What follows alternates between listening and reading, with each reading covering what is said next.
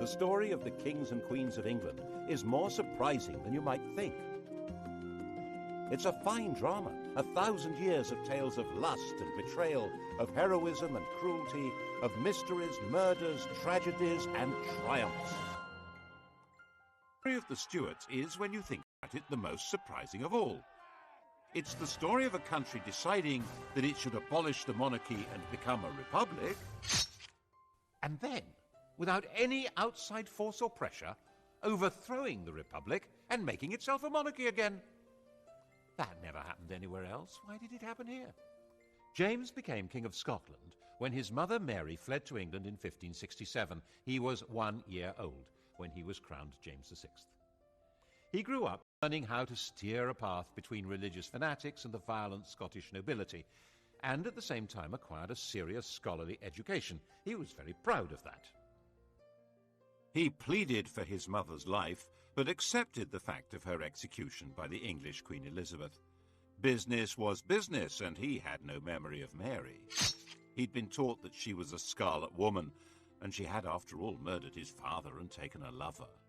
He was the recognized heir to the English crown, and he wasn't going to put that in danger. And so, in 1603, when Elizabeth the Virgin Queen eventually died, the oldest monarch England had ever had, he came from Edinburgh to London for his coronation.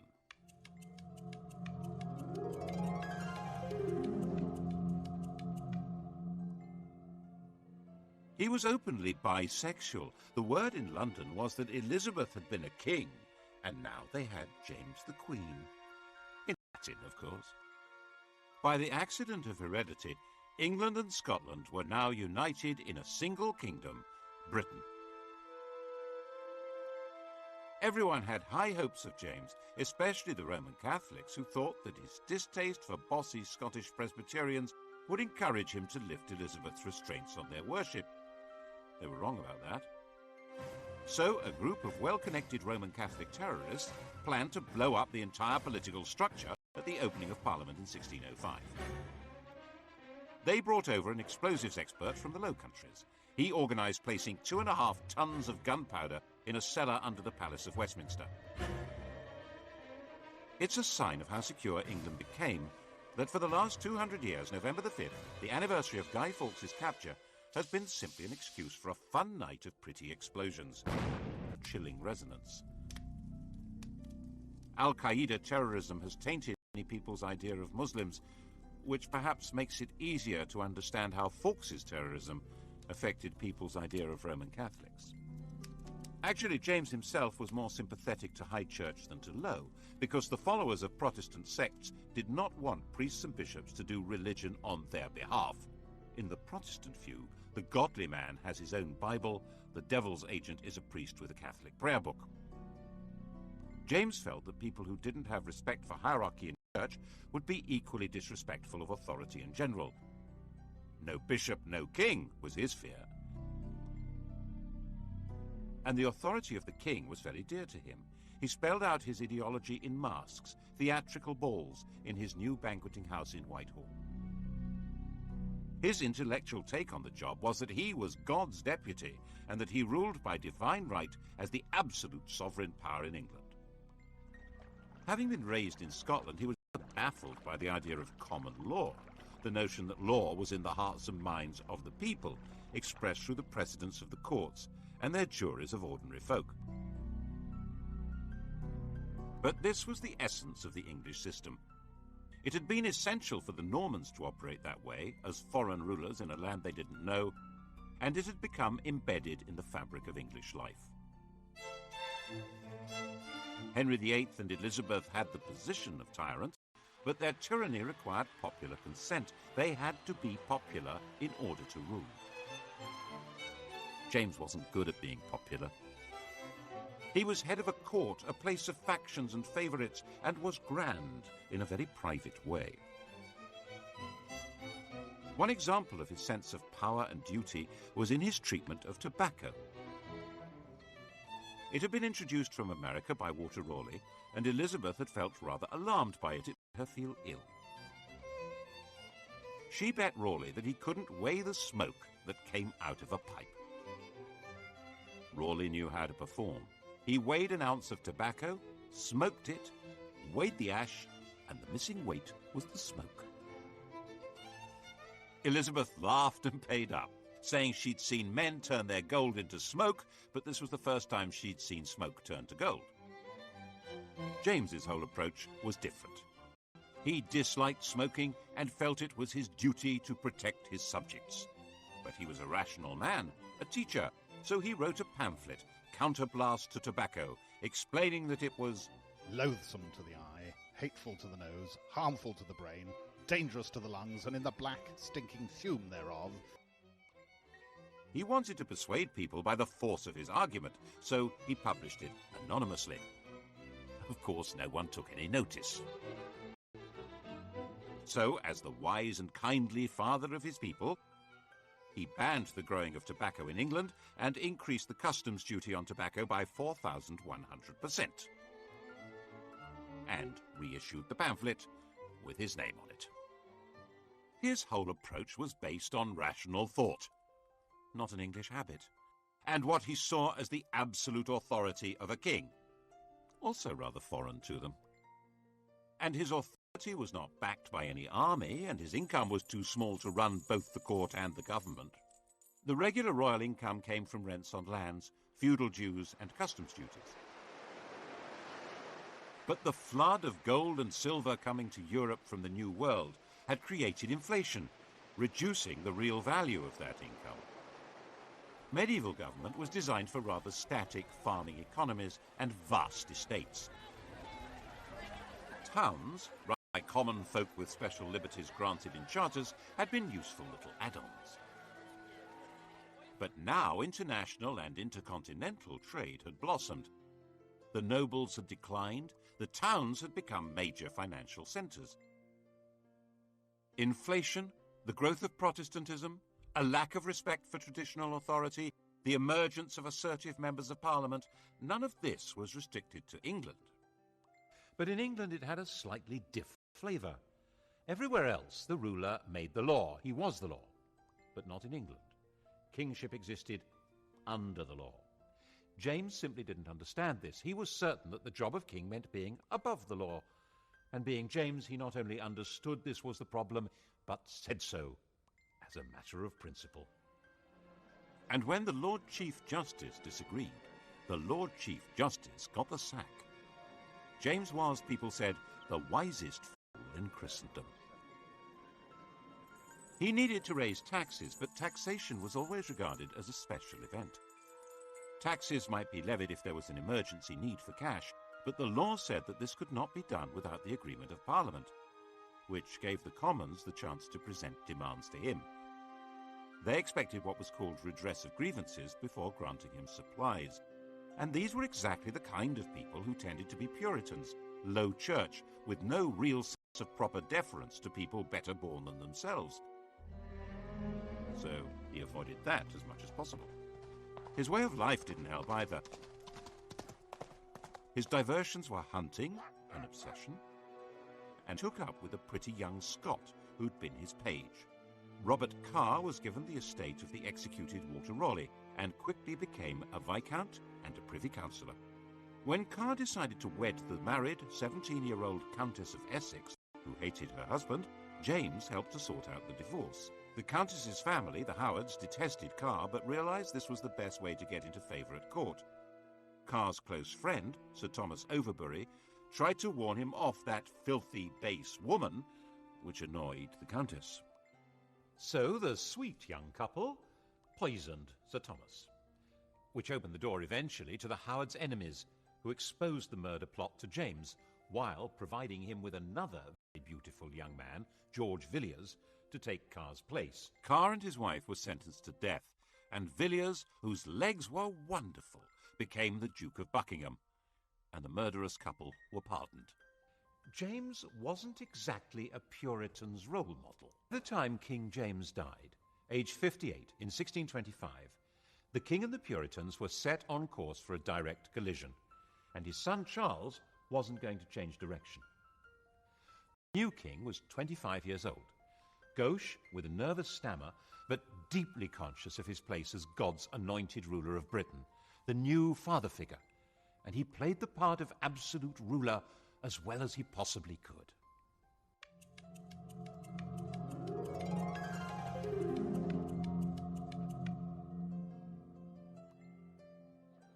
Of course, it was not the part that the Puritan merchants and gentry wanted played. They refused to grant taxes without being allowed a role in government, so Charles tried to manage on the sources of revenue that didn't need parliamentary approval. The most celebrated example was when he levied ship money. An ancient law was unearthed obliging seaports to provide ships in times of war. True, there was no war, but there were pirates, weren't there? In 1634, Charles made his demand and told the ports they could pay cash instead, ship money. This engraving was published to make people proud of paying up. And then the next year he extended the demand to inland communities. Otherwise, it would be unfair. It was obvious that if he got away with this, he'd have reinvented taxation under another name and would never need Parliament at all. The entire nation had steam coming out of its ears. One wealthy Buckinghamshire man, John Hampden MP, refused to pay and was hauled into the Court of Exchequer. Hundreds of people tried to jam into the court to watch. Of the 12 judges, 7 found for the king and 5 for Hampden. Since the king had thought he controlled the judiciary, this was a moral victory for the church. He regarded Puritanism as fundamentally seditious, which made many people think he was really a closet Roman Catholic. He wasn't. But he was determined to impose a uniform system of worship which was decidedly high church. And that simply added to the anger of a growing Puritan class. In Scotland, it was met by direct rebellion. Without the money to hire reliable troops, and with popular hostility in London making life positively dangerous, Charles had to accept restrictions on his power which were to him intolerable. In 1641, he agreed Acts of Parliament which took many powers from him, including the right to dissolve Parliament and the right to raise customs duties without its consent. In January 1642, in a state of confused desperation, he tried to arrest 5 members of the Commons by actually turning up there with armed guards. He failed, and faced with violent anger in the streets, he fled from London. In November, the now inevitable civil war began. People were called upon to choose between their king's determination to break the pretensions of Parliament and Parliament's determination to limit the power of the king. Most people actually didn't think they wanted to get involved, but the war grew with a murderous logic of its own and gradually became more bitter and more inescapable. It's now reckoned that possibly 250,000 people died in battle, of starvation, of disease, as a result of the fighting, out of a population of about 5 million. That's a far higher death rate than in the First World War. When the war ended in 1646 with the defeat of Charles's forces, an attempt was made to negotiate a settlement, but Charles was a dishonest negotiator, simply using this opportunity to try and organise the conquest of England from Ireland and Scotland. And then something quite new happened. In the brief and decisive Second War, the Parliamentary Army developed a revolutionary will of its own. When Charles was recaptured in 1647, Parliament tried to disband its forces, but General Fairfax and his men proclaimed that they were not a mere mercenary army and flatly refused to go home. Their job wasn't finished. The revolution had to be completed. They said it had to be established that the House of Commons was the supreme authority of England, and the king was, but at the most, the chief public officer of this kingdom, and accountable to this house. That was in September 1648. The Commons said, don't be so silly. The army wasn't happy with that, so it crushed Parliament. It occupied London, used St. Paul's as the cavalry stables, and looted the treasury. 45 MPs were arrested, 146 were barred.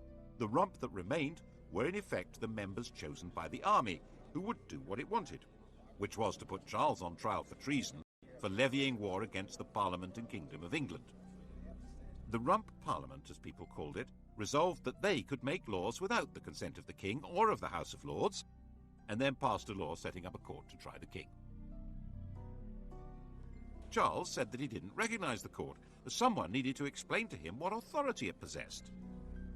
On the 27th of January 1649, this court condemned him to death. Charles was taken to the banqueting house, that theatrical set built by his father for dramatic presentations in which the scripts were all about the glory of royal power. It was no longer used for those masks. Charles had commissioned Rubens to make paintings for the ceilings, and they were too precious to be damaged by candle smoke. The ideology of the performances had now been put on permanent display by Rubens. The paintings celebrated James's absolute rule, casting out war and discord, bringing peace, harmony, order, and prosperity to a grateful people. Charles, the small, dignified, stuttering man who'd commissioned the work and presided over the reality that flowed from it, was marched out through a window onto a specially constructed platform. He wore a thick vest so that he would not shiver with cold, which might be mistaken for terror. And on that stage he knelt with calm dignity, and his head was cut off. Britain no longer had a king.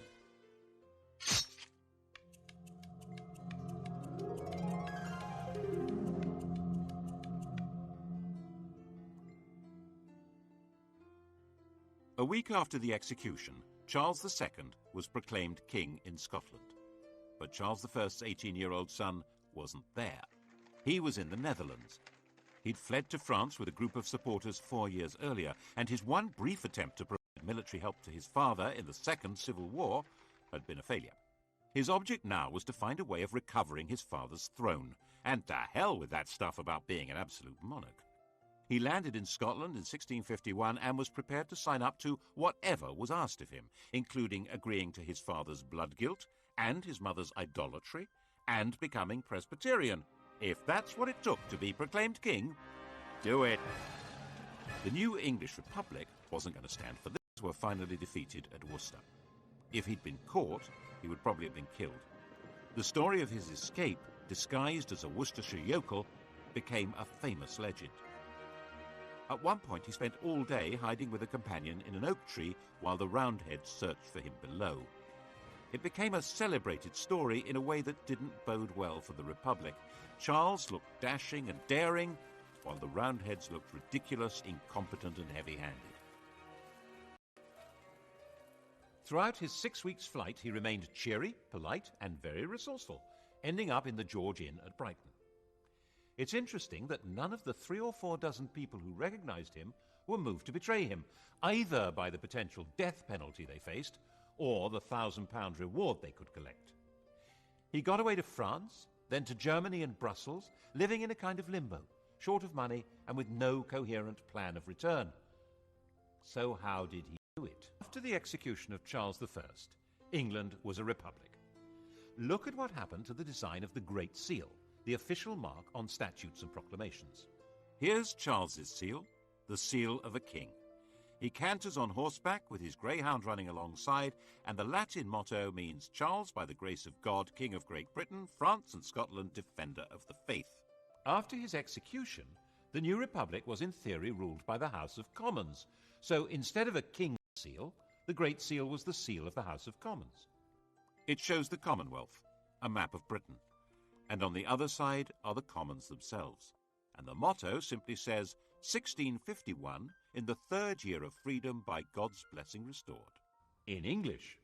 Didn't last, though, because the real power wasn't the House of Commons. It was the army.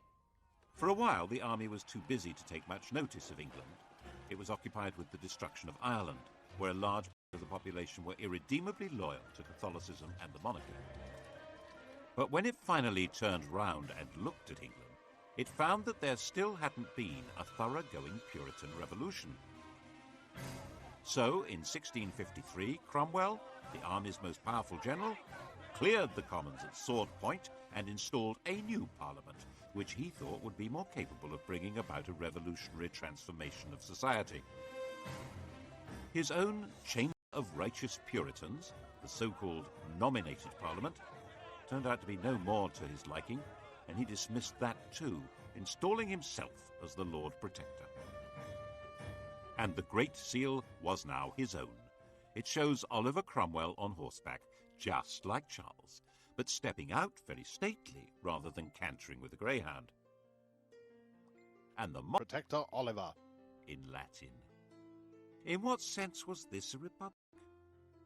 However unwillingly, and he kept protesting his unwillingness, Cromwell was driven by his own belief in the divine right of revolution to run the country as a militarized kingdom for Puritan saints. There were now 11 districts, each run not by the people, but by major generals. These military ayatollahs collected taxes, ran the courts, and controlled public morality. Theatres were closed, along with brothels and gambling dens. Horse racing and cockfights were banned. Everyone had to go to church, stay sober and morally upright. Pagan festivities, like Christmas, were banned. Mince pies were forbidden. Oh, it must have been great. In 1656, a newly elected parliament made it clear they wanted to return to the old constitution. They reopened the House of Lords and offered Cromwell the title of king. He seriously considered it. And although he turned it down, perhaps because the army would have turned against him, 2 years later, on his deathbed, he nominated his eldest surviving son as his successor, like any other king. Very few people cheered Lord Protector Richard Cromwell. Who was he? Not crowned, not acclaimed, not the leader of an army. People called him Tumble-Down Dick, and that's pretty much what happened. Early in 1660, one of his father's commanders, General Monk, seized London and summoned a special parliament to invite Charles II to return to the throne. If you're going to have a king, it might as well be one with the right credentials. Tumble-Down Dick became a private citizen. He changed his name and became a lodger in Cheshire. 30 years later, he wrote to his daughter that his safety was to be retired, quiet, and silent. He would have made a good constitutional monarch. But while the English may not have been quite sure what they did want, they now knew exactly what they didn't want. Anything run by soldiers or Puritans. No matter what else would happen in the world, England would never again let a military man have any political power. And a deep and abiding suspicion had been created of anyone who looks like a revolutionary or a religious enthusiast. Actually, this explains a lot of English history. Most countries were at some time in the last 300 years infected by revolutionary fervour or ideological passion. But England, it seems, has been vaccinated. It's been pretty much immune to political feverishness. Still is, I think.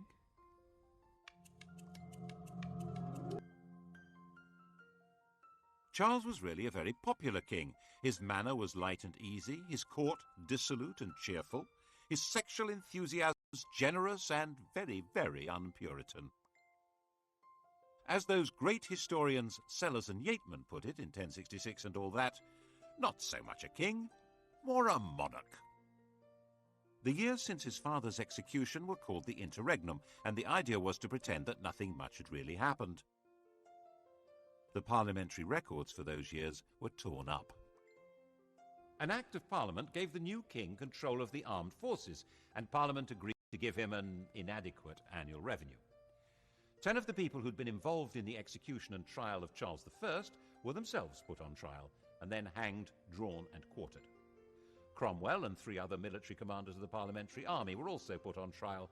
They didn't put up a very convincing defence, being dead. Their bodies were dug up and hung in chains at Tyburn. It was all good popular entertainment, and theatres reopened and maypoles were back in business.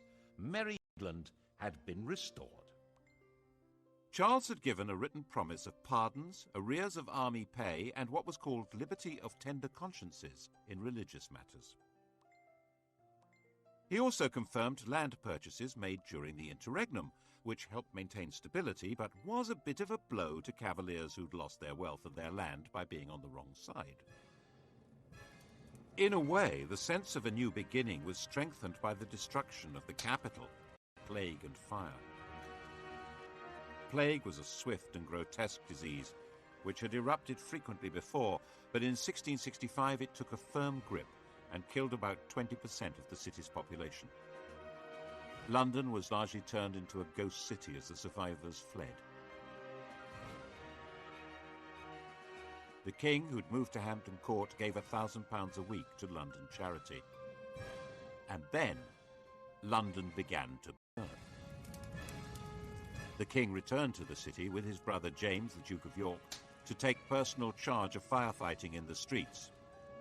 Everyone knew that the mayor had been too timid to pull down houses that might have created fire breaks until he was directly ordered to do so by Charles. It certainly helped the royal image, though it didn't help London much.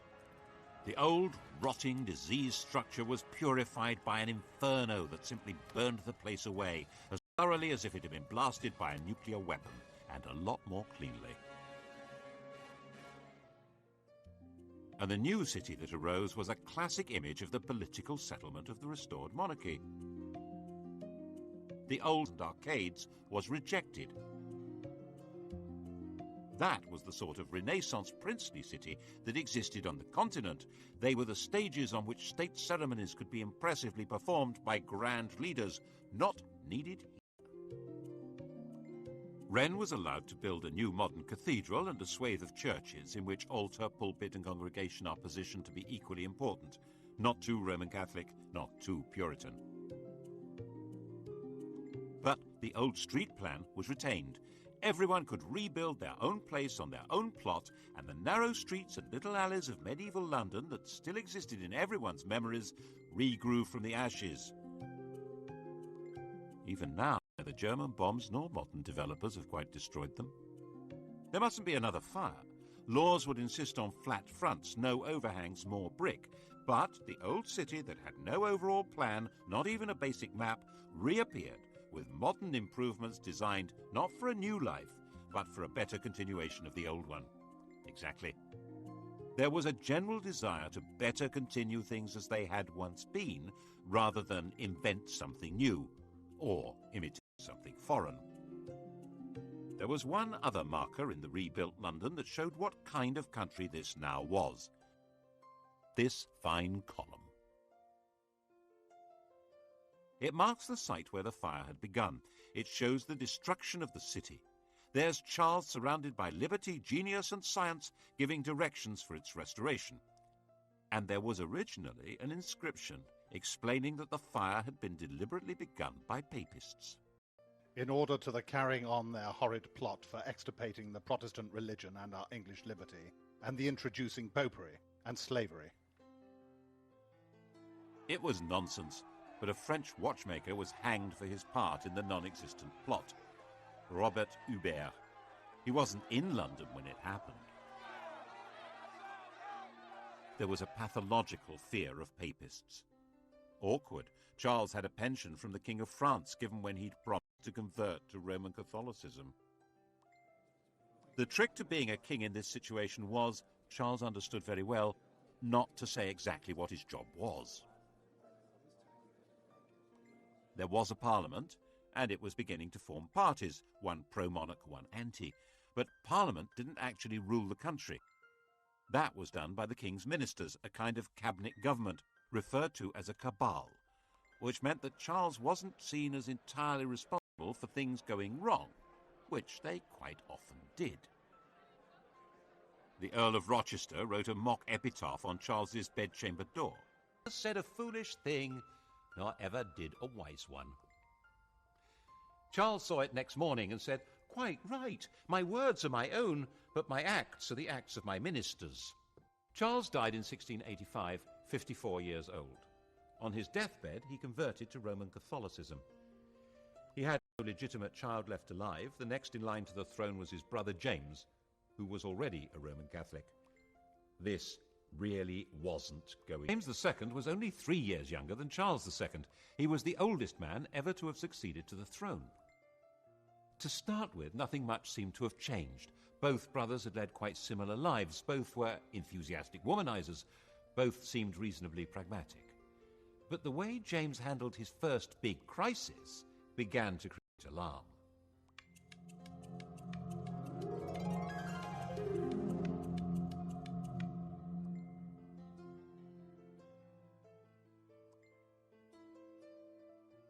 The restoration of the monarchy had obviously not been welcomed by everyone. In the southwest especially, Puritan religious feeling remained strong and suspicious, especially with a Roman Catholic king. Charles II had an illegitimate son, the Duke of Monmouth, who was a Protestant. Rumours began to spread that he was actually legitimate, the true heir to the throne.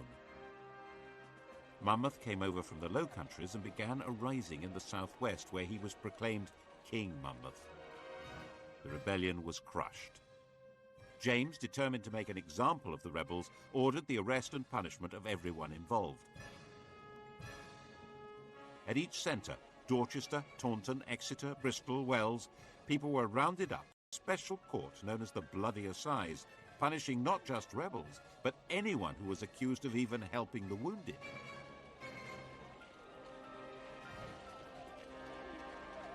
Around 230 people were executed, some hanged, drawn and quartered, and about 850 were sent to labour in the West Indies for 10 years. And many more, of course, were fined and had property confiscated. And James did not disband the army that had been formed to put down the rebels. England had a standing army again, just as it had under Cromwell. And he appointed Roman Catholic officers to run it. People began to murmur, and when the House of Lords expressed discontent, he dissolved Parliament. And as he continued to appoint Roman Catholics to public and church offices, public support began to ebb away from him. At his instigation, for instance, all the fellows of Magdalen College, Oxford, were dismissed, and the college was turned into a Catholic. The elder girl, Mary, was married to William of Orange, ruler of the Dutch, a Protestant head of state. The heir to the throne would reverse James's whole policy. But early in 1688, James's queen gave birth to a son who would be raised as a Catholic. This was, he thought, excellent news. It made him more secure. He was wrong. It sealed his fate. Well, that and the fact that he seemed to be preparing for a joint war with Catholic France against the Protestant Dutch. And now it became evident that the Civil War really had changed the place of the king in England. He ruled by permission of Parliament, and Parliament wasn't going to put up with this one. A group of leading members of Parliament sent a secret invitation to William of Orange to save the country from a Catholic takeover by bringing them military assistance. William brought over a fleet carrying a large professional army. James tried to block it with his own fleet, but the winds were against him, and William landed unopposed in November 1688 at Tor Bay. The West Country had its own score to settle with James. And James simply panicked. The army wasn't behind him. Parliament wasn't. London wasn't. He was going the same way as Tumbledown Dick. In the middle of the night, he scurried out of Whitehall Palace by a secret passage. He got down to Sheerness, throwing the Great Seal into the Thames on the way. Ha! That'll fox him! It didn't fox anyone. He was captured by local fishermen. Eventually, William gave him permission to go to France, and no one had the faintest idea what to do next. William hadn't come to depose James, but to give military backing to Parliament in their quarrel with him. James had quite obviously quit, abdicated, gone, taking his son with him.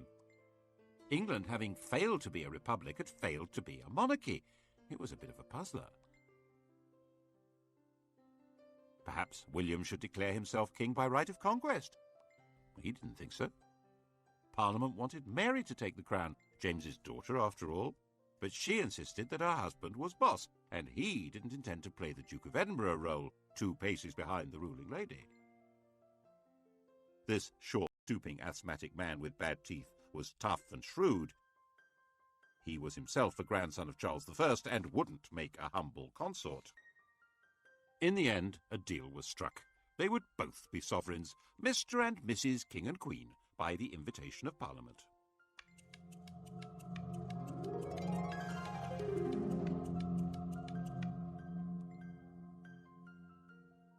And they had to sign up to some basic rules. No standing royal power to lay down the law. The king and queen couldn't appoint or punish judges. They couldn't make war without Parliament's consent, and Parliament would decide who could have the crown. And it wouldn't be a Roman Catholic.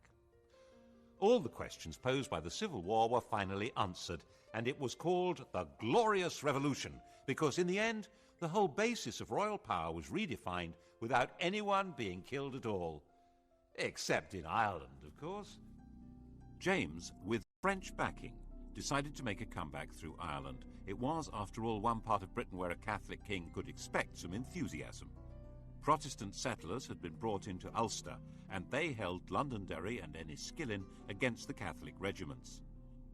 Eventually, in 1690, there was a showdown between William's Anglo-Dutch-Danish army and James's Franco-Irish one at the River Boyne. James was beaten in a battle which has cast a grotesquely long shadow over Ulster. The annual celebration there of the Protestant victory has never lost its 17th century passion. The irony is that this was not a religious war at all. It was a war to contain the ambitions of France, and the Pope was actually firmly on the side of William of Orange. The Vatican was more anti-French than it was anti-Protestant. The Orange men at the Battle of the Boyne were actually fighting for the Pope as well as King Billy. And Billy, of course, was not exactly English.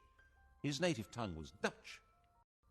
William, a serious man, ended up spending much of his time on the continent, so in effect Mary did become the sovereign of England. But at the end of 1694, she died of smallpox.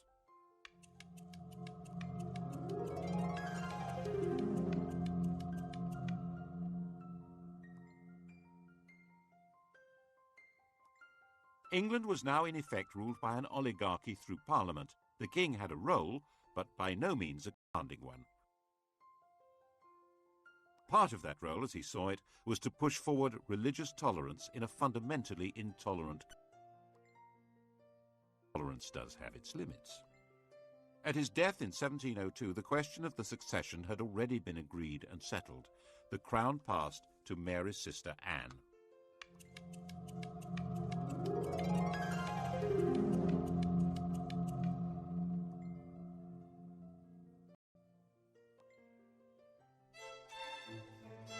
Anne was married, as Mary had been, to a foreign prince, but her husband, Prince George of Denmark, was no William of Orange. He was a lazy alcoholic, and while Anne was willing to let him be naturalized as an Englishman and notional head of the army and navy, she was queen and he was a subject. No marriage was very keen on the ceremonial and quasi-magical position of royalty, holding ceremonies where she touched people with scrofula, swollen neck glands from tuberculosis. It was called the king's evil, and the power to cure it was supposedly the magical sign of true royalty. She was the last monarch to try it. Kings had male favourites, Anne had female favourites. The first and closest was Sarah Churchill, the wife of the Duke of Marlborough. They called each other by pet names. The Queen was Mrs. Freeman, Sarah was Mrs. Morley. Mrs. Morley's husband was England's leading military commander and the architect of a stunning victory at the Battle of Blenheim that placed England in a dominant position in Europe. But England's Queen did not decide who to fight or when to fight or how to fight. Politics was no longer really her business. Even when in 1707 England and Scotland were formally and permanently united by the Act of Union, it was not Anne's doing, but Parliament's. Anne did, it was true, refuse to sign one Act of Parliament at around that time, but it was a very minor technical issue, not a real challenge to the power of the politicians. Her life was spent more playing cards, chatting, being ill, and having 19 pregnancies. These pregnancies were watched with fascination by an elderly lady in Hanover, Sophia, the Electress Duchess of Brunswick-Lüneburg. She was James I's granddaughter, and because there were so few Protestants of the blood royal left alive, she was, by Act of Parliament, next in line to the throne, if Anne died childless, and if she lived long enough. One by one, Anne's pregnancies came and went. 14 miscarriages and stillbirths. 5 live births, but by the time Anne was widowed in 1708, all of them were dead. Sophia, aged 78, now just had to outlive the 43-year-old Anne to become Queen of England. Anne was a sick woman. Sophia was tough as an old boot. She knew she could do it. But in 1714, Sophia received an outrageous letter from Anne. Anne had somehow got the impression that Sophia was going to secretly send her son George to England in some kind of plot, and she told Sophia that would not be allowed. Sophia, now 84, was shocked, and the shock killed her, just 9 weeks before Queen Anne died. Sophia had failed, but her son George would now be king.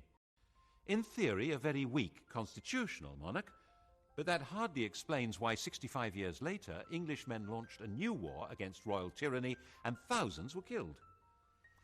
England's royalty hadn't exactly packed up and disappeared, but the story of what they had done will have to wait for the next episode. Lust and madness loom large in the colourful reigns of the Georgians tonight at 10 o'clock. And to do a quick historical quiz about the Stuarts, Sky Digital View, press red. Hardware coming up on UK TV history, the Hawker Hurricane and the aircraft carrier, decisive weapons. And when the Lord Chief Justice disagreed, the Lord Chief Justice got the sack. James was, people said, the wisest fool in Christendom. He needed to raise taxes, but taxation was always regarded as a special event. Taxes might be levied if there was an emergency need for cash, but the law said that this could not be done without the agreement of Parliament, which gave the Commons the chance to present demands to him. They expected what was called redress of grievances before granting him supplies, and these were exactly the kind of people who tended to be Puritans, low church, with no real sense of proper deference to people better born than themselves. So he avoided that as much as possible. His way of life didn't help either. His diversions were hunting, an obsession, and took up with a pretty young Scot who'd been his page. Robert Carr was given the estate of the executed Walter Raleigh and quickly became a Viscount and a Privy Councillor. When Carr decided to wed the married 17-year-old Countess of Essex, who hated her husband, James helped to sort out the divorce. The Countess's family, the Howards, detested Carr but realised this was the best way to get into favour at court. Carr's close friend, Sir Thomas Overbury, tried to warn him off that filthy, base woman, which annoyed the Countess. So the sweet young couple poisoned Sir Thomas, which opened the door eventually to the Howards' enemies, who exposed